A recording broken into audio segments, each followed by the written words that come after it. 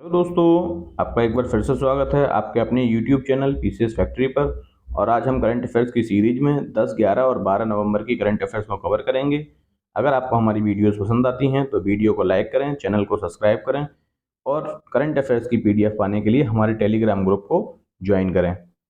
अपने एग्जाम से related updates पाने के लिए भी आप हमारे सोशल मीडिया हैंडल्स को फॉलो कर सकते हैं। इसी के साथ हम अपनी करंट अफेयर्स शुरू करते हैं। आज का जो पहला क्वेश्चन है, सबसे पहले उस पर चर्चा कर लेते हैं।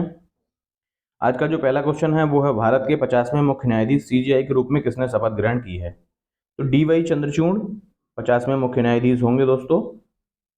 ये धनंजय वाई चंद्रचूड़ ने 9 नवंबर को मुख्य न्यायाधीश के रूप में शपथ ली है। इन्हें जो शपथ दिलाई गई है वो राष्ट्रपति द्रौपदी मुर्मू के द्वारा दिलवाई गई है।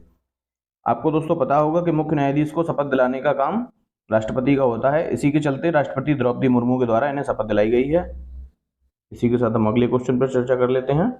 हमारा दूसरा क्वेश्चन है आज का, 8 नवंबर 2022 को विश्व भर में गुरु नानक देव जी की कौन सी जयंती मनाई गई?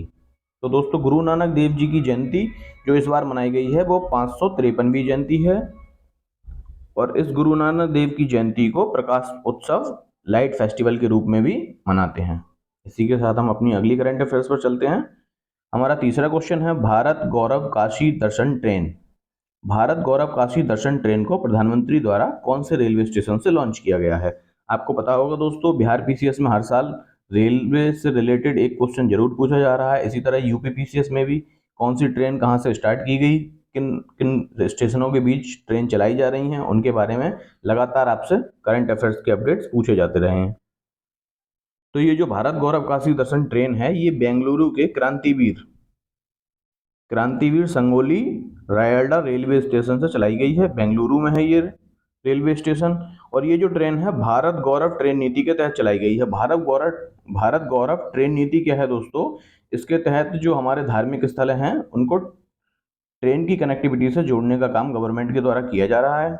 इसी के चलते भारत गौरव काशी दर्शन ट्रेन को स्टार्ट किया गया है बेंगलुरु के क्रांतिवीर संगोली रायड्डा रेलवे स्टेशन से। ठीक है। आज की हमारी अगली करंट अफेयर्स है, दक्षिण भारत की पहली और 5वीं वंदे भारत एक्सप्रेस ट्रेन किन दो स्टेशनों के बीच चलाई गई है? तो दक्षिण भारत की दोस्तों ये पहली ट्रेन है वंदे भारत, और ओवरऑल ये 5वीं ट्रेन स्टार्ट हो चुकी है। तो ये जो ट्रेन है मैसूर और चेन्नई के बीच चलाई गई है। इसका उद्घाटन भी प्रधानमंत्री नरेंद्र मोदी द्वारा किया गया है। हम अगले क्वेश्चन की ओर चलते हैं। स्टैच्यू ऑफ प्रॉस्पेरिटी, समृद्धि की प्रतिमा को कहाँ स्थापित किया गया है? ये दोस्तों बहुत इंपॉर्टेंट हो जाता है पीसीएस या मंडी एग्जाम्स के लिए, तो इस पर आप ध्यान देंगे। ठीक है। स्टैच्यू ऑफ प्रॉस्पेरिटी जो है दोस्तों, प्रधानमंत्री नरेंद्र मोदी द्वारा इसका उद्घाटन किया गया है 11 नवंबर को। और ये जो हैं नाथ प्रभु केम्पेगौड़ा, इन्हीं का जो मूर्ति लगाई गई है उसे ही स्टैच्यू ऑफ प्रॉस्पेरिटी, समृद्धि की प्रतिमा के नाम से जाना जाता है। ये जो प्रतिमा है 108 फुट ऊंची कांस्य प्रतिमा है। और इसे कहां पर लगाया गया है? इसे लगाया गया है केम्पेगौड़ा अंतर्राष्ट्रीय हवाई अड्डा बेंगलुरु पर। केम्पेगौड़ा अंतर्राष्ट्रीय हवाई अड्डा बेंगलुरु पर लगाया गया है इसे। और ये जो प्रतिमा है 108 फुट ऊंची कांसे की प्रतिमा है। इस प्रतिमा को बनाने का काम दोस्तों किसने किया है, डिजाइन किसने किया है? तो ये जो बहुत फेमस मूर्तिकार हैं रामबंजी सुतास के द्वारा इस प्रतिमा के तैयार किया गया है। और इसके अनावरण से पहले ही इसे वर्ल्ड बुक ऑफ रिकॉर्ड में जगह मिल गई है। वर्ल्ड बुक ऑफ रिकॉर्ड्स में जगह मिलने का एक खास रीजन है दोस्तों, क्योंकि नाथ प्रभु केम्पेगौड़ा जो हैं ये अपनी तरह के एक विशिष्ट शहर निर्माता के रूप में जाना जाता है। इन्हें बेंगलुरु के संस्थापक के रूप में जानते हैं, है ना। इसीलिए इन्हें संस्थापक की पहली सबसे ऊंची कांस्य प्रतिमा है। ठीक है। ये जो मूर्ति है किसी शहर के संस्थापक की पहली ऐसी जो मूर्ति है जो सबसे ऊंची कांस्य की प्रतिमा है। इसी कारण से इसे स्टैच्यू ऑफ प्रॉस्पेरिटी को वर्ल्ड बुक ऑफ रिकॉर्ड्स में भी जगह मिली है। नाथ प्रभु केम्पेगौड़ा जो कि विजयनगर साम्राज्य के एक शासक थे, इन्हीं के द्वारा 16वीं शताब्दी में बेंगलुरु के संस्थापक के रूप में इन्हें जाना जाता है। इन्हीं ने ही बेंगलुरु की स्थापना की थी। इसी के चलते हम अगला क्वेश्चन की ओर चलते हैं अपना। हमारा छठा क्वेश्चन है, जीवन data centre, Indian biological data centre कहाँ स्थापित किया गया है? तो जीवन डेटा सेंटर जो है दोस्तों, ये अपनी तरह का एक अद्भुत सेंटर है। ये फरीदाबाद हरियाणा में स्थापित किया गया है। 100 करोड़ रुपए की इसमें लागत आई है दोस्तों। इसका बेसिकली काम क्या है कि ये जो डेटा सेंटर है 1 घंटे के अंदर किसी भी बीमारी की जीनोम सिक्वेंसिंग यहाँ पर 1 घंटे के अंदर किसी भी बीमारी की जा सकती है। ये जो सेंटर है बीमारी से लेकर के कृषि के पैटर्न और जीएम फसलों के विकास तक के कार्यों में महत्वपूर्ण भूमिका निभाएगा। बेसिकली इसमें क्या है दोस्त, हम खाली जो है बीमारियों की सिक्वेंसिंग नहीं करेंगे, बल्कि जीएम फसलें जो हैं हमारी, जीएम क्रॉप्स जिसे आप जानते हैं, उनकी जो एडिटिंग है, जीनोम एडिटिंग, उसका काम भी यहाँ पर होगा। और ये अपने तरह का एक विशेष डेटा बैंक है। पहले ऐसी सुविधा सिर्फ यूरोप और अमेरिका में हुआ करती थी, अभी ये सेंटर हमने स्थापित किया है फरीदाबाद, हरियाणा में। ठीक है, अगले पॉइंट पर चर्चा करते हैं। हमारा 7वां क्वेश्चन है, बंगाल की खाड़ी बहुक्षेत्रीय तकनीकी और आर्थिक सहयोग उपक्रम बिम्स्टेक की दूसरी कृषि मंत्री स्तरीय बैठक कहाँ आयोजित की गई? तो ये जो बिम्स्टेक की दूसरी कृषि मंत्री स्तरीय बैठक है दोस्तों, ये भारत में आयोजित की गई है, भारत की मेजबानी में। और इसमें हिस्सा लिया है हमारे केंद्रीय कृषि एवं किसान कल्याण मंत्री नरेंद्र सिंह तोमर जी द्वारा इसकी अध्यक्षता की गई है। बिम्स्टेक की स्थापना दोस्तों 1997 में हुई थी। बिम्स्टेक में टोटल 7 देश हैं। इसमें से 5 देश जो हैं दक्षिण एशिया के 5 देश हैं, जिनमें बांग्लादेश, भूटान, भारत, नेपाल, श्रीलंका, और दक्षिण पूर्वी एशिया के 2 देश म्यांमार और थाईलैंड शामिल हैं। ठीक है, इसी के साथ हम अगले क्वेश्चन पर चर्चा कर लेते हैं। हमारा 8वां क्वेश्चन है, भारतीय व्यापार सेवा अधिकारियों का पहला सम्मेलन मंथन 1.0 कहाँ आयोजित किया गया? तो ये जो मंथन 1.0 अधिकारियों का पहला सम्मेलन है, ये गुजरात के केवड़िया में आयोजित किया गया है, गुजरात के केवड़िया में। इस सम्मेलन का मोटो क्या है? ये सम्मेलन भविष्य की विदेश व्यापार नीति पर विचार करने के लिए और भारत के निर्यात को बढ़ावा देने के लिए निर्यात रणनीति तैयार करने के लिए किया जाता है। तो ये इस बार मनाया गया है गुजरात के केवड़िया में। ठीक है, अगले क्वेश्चन पर चर्चा करते हैं हम। भारत के पहले सॉवरेन ग्रीन बॉन्ड की रूपरेखा किसके द्वारा तैयार की गई है? तो जो भारत का पहला सॉवरेन ग्रीन बॉन्ड है दोस्तों, इसकी रूपरेखा निर्मला सीतारमण द्वारा लॉन्च किया गया है ये अभी। और इसका बेसिकली काम क्या है? वैश्विक और घरेलू निवेश को आकर्षित करने में इससे मदद मिलेगी।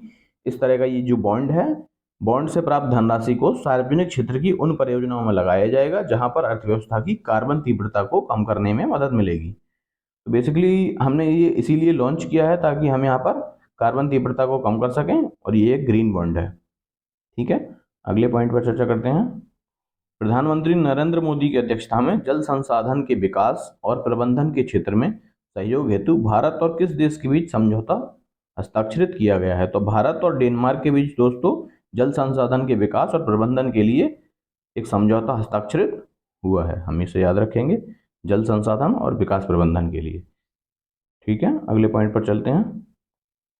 हमारा 11वां क्वेश्चन है, किस राज्य सरकार ने हाल ही में हस्तशिल्प नीति 2022 जारी की है? तो राजस्थान सरकार ने दोस्तों अपनी नई हस्तशिल्प नीति 2022 को लॉन्च किया है। राजस्थान जो कि बेसिकली सांस्कृतिक विरासत को बढ़ावा देने के लिए लगातार काम करता रहा है। सांस्कृतिक विरासत को बढ़ावा देने और पारंपरिक कला और शिल्प के पुनरुद्धार के लिए ही यह हस्तशिल्प नीति 2022 राजस्थान गवर्नमेंट द्वारा लॉन्च की गई है। अगला पॉइंट है हमारा 12वां क्वेश्चन, शांति और विकास के लिए विश्व विज्ञान दिवस कब मनाया जाता है? तो दोस्तों शांति और विकास के लिए विश्व विज्ञान दिवस जो है, ये डेट्स आपको याद रखनी है। हर एग्जाम में 1-2 क्वेश्चन इनसे पूछा जाता है। विश्व विज्ञान दिवस मनाया जाता है 10 नवंबर को। इसी के साथ ही एक और पॉइंट है आपको याद रखने लायक कि 11 फरवरी को विज्ञान में महिलाओं और बालिकाओं के लिए अंतर्राष्ट्रीय दिवस मनाया जाता है। तो विज्ञान में महिलाओं और बालिकाओं को शामिल किया जा सके, उन्हें भी आगे बढ़ाया जा सके, इसी के लिए एक अंतर्राष्ट्रीय दिवस 11 फरवरी को भी मनाते हैं। इसी के साथ हम अगले क्वेश्चन पर चलते हैं अपने। 2023-24 में खेलो इंडिया नेशनल यूनिवर्सिटी खेलों की मेजबानी कौन सा राज्य करेगा? तो खेलो इंडिया नेशनल यूनिवर्सिटी जो गेम होंगे उसकी मेजबानी 2023 में उत्तर प्रदेश गवर्नमेंट कर रही है। अगले क्वेश्चन पर चलते हैं हम इसी के साथ। अगला हमारा 14वां क्वेश्चन है, किस एशियाई देश को 2023 महिला विश्व मुक्केबाज चैंपियन के मेजबान के रूप में नामित किया गया है? तो 2023 में दोस्तों भारत जो है विश्व मुक्केबाज महिला चैंपियनशिप को स्पॉन्सर कर रहा है। हमारे यहाँ पर ये गेम होगा 2023 में। इसी के साथ हमारा अगला क्वेश्चन है 15वां, किस देश ने middle east green initiative launch किया है? तो सऊदी अरब के द्वारा दोस्तों, ये क्वेश्चन बहुत इंपॉर्टेंट है, सऊदी अरब के द्वारा मिडिल ईस्ट ग्रीन इनिशिएटिव को लॉन्च किया गया है। सऊदी अरब के क्राउन प्रिंस मोहम्मद बिन सलमान ने इसको लॉन्च किया है। इसको लॉन्च क्या कारण से किया गया है, ये कहाँ पर इंपॉर्टेंट होगा, तो इसका मेन मोटो है मध्य पूर्व में ग्रीन हाउस गैस के उत्सर्जन को कम करना, और इसके लिए इन्होंने कार्बन उत्सर्जन को 60% तक कम करने के 60% तक कार्बन उत्सर्जन को कम करने के लिए इस बॉन्ड को लॉन्च किया गया है, मिडिल ईस्ट ग्रीन इनिशिएटिव। ठीक है, इसमें दोस्तों इसके द्वारा 50 अरब से अधिक पेड़ लगाए जाएंगे और 200 मिलियन हेक्टेयर खराब भूमि को बहाल करके ग्रीन आवरण के रूप में कवर करना इसका मोटो है, और ये सऊदी अरब के द्वारा लॉन्च किया गया है, हम इसे याद रखेंगे। अगले पॉइंट पर हम चलते हैं। हमारा लास्ट पॉइंट है आज का, राष्ट्रीय पक्षी दिवस प्रतिवर्ष कब मनाया जाता है। तो 12 नवंबर को डॉक्टर सलीम अली जो हमारे पक्षी विशेषज्ञ थे उनकी स्मृति में ही हम राष्ट्रीय पक्षी दिवस मनाते हैं। ठीक है, इसी के साथ हमारी आज की करंट अफेयर्स समाप्त होती हैं। कल हम फिर मिलेंगे अपनी नई अपडेट के साथ। तो अगर आपको हमारी वीडियोस पसंद आती हैं तो वीडियो को लाइक और चैनल को सब्सक्राइब करें। साथ ही PDF पाने के लिए हमारे टेलीग्राम ग्रुप को जरूर ज्वाइन कर लें। धन्यवाद। जय हिंद।